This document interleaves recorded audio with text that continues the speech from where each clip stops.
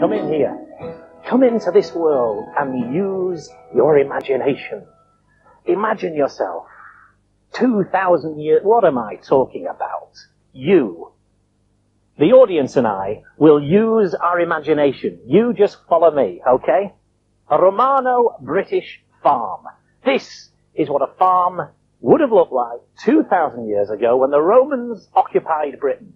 It would have been the home of some Celts who probably paid taxes to the Romans and certainly picked up one or two little tips on living from them. Every single thing you see in here has been carefully worked out and is based upon archaeological evidence. It's brilliant. Now, I know that the tent cover is not archaeologically correct, but underneath it there is a kiln which has been made in the proper style, and they've fired it up several times and made proper Roman pottery. Brilliant, eh? Only perhaps not quite as well as the Romans made it.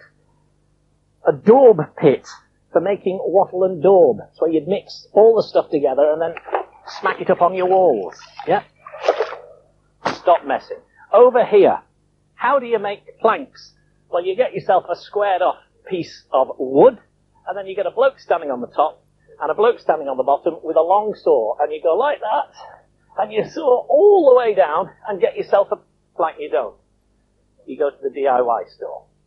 Yeah, they didn't have those mega stores in those days. You had to do it yourself. And how do you square off a piece of wood? Well, like this. Get yourself a bit of tree, hack in with an axe to a measured depth all the way down, like that, and then chop off the bits very, very slowly, very, very carefully, down like that, until you've got a flat side. Turn the wood over and do the other side. Round here, some fires, and over there, now this is a nice one, the beehive. Yeah.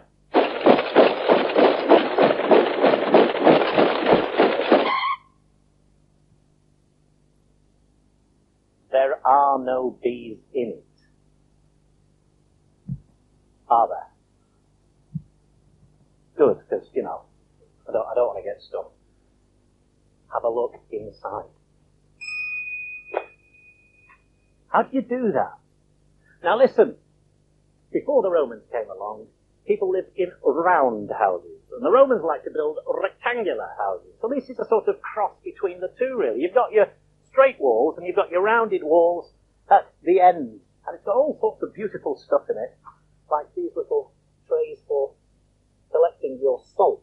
Plenty of salt water around here in Dorset. You can boil it or you can dry it out and have your salt at the bottom, which of course was money as well as very useful in those days. And a lathe. Now this shows how intricate the work could be. It would normally be outside, and I'll show you one working later. One or two bits and pieces, and a bit of a fire over here, again, for doing some cooking on the inside. Now, isn't that, you've got to admit, that is absolutely stunning, isn't it? Where do you plug the telly in? We wouldn't have done very well in those days. Now, David and Anne are going to live in that house this weekend, and David Freeman has a bit of an unusual job because he builds houses like that, and round houses just like that, I suppose. Is there a demand for, 2,000-year-plus old houses? There certainly is. It's a wonderful way of teaching ancient technologies as well as lifestyle. Is it mainly done for kids then? Is that what it is? We do it for adults as well, but yes, children under the national curriculum cover so many subjects, and it's a wonderful way of teaching. What's it like to live in? Is it going to be comfortable? It's really comfortable. I've certainly spent a few nights in a roundhouse, at least. They are comfortable and not primitive.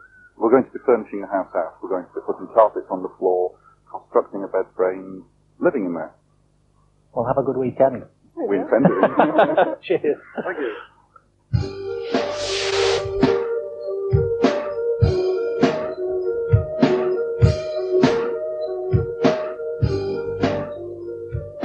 Hey, I tell you what, better on the outside than in. It's like someone had thrown a bucket of water all over me. Imagine marching 20 miles in one of those. So there we go. The Roman Empire grew and grew and grew until it was so big it eventually collapsed in the middle. And they went home again. Or some of them did. Some of them stayed here because they married even though they weren't supposed to. But they left us with a new religion, a new language, a new set of rules, and a new way of life. And we weren't to be conquered again until the Normans rode in. So that's it. They packed up and went back to Rome. They didn't take the cabbages, the peas, the nettles, or the cats. Roll the credits.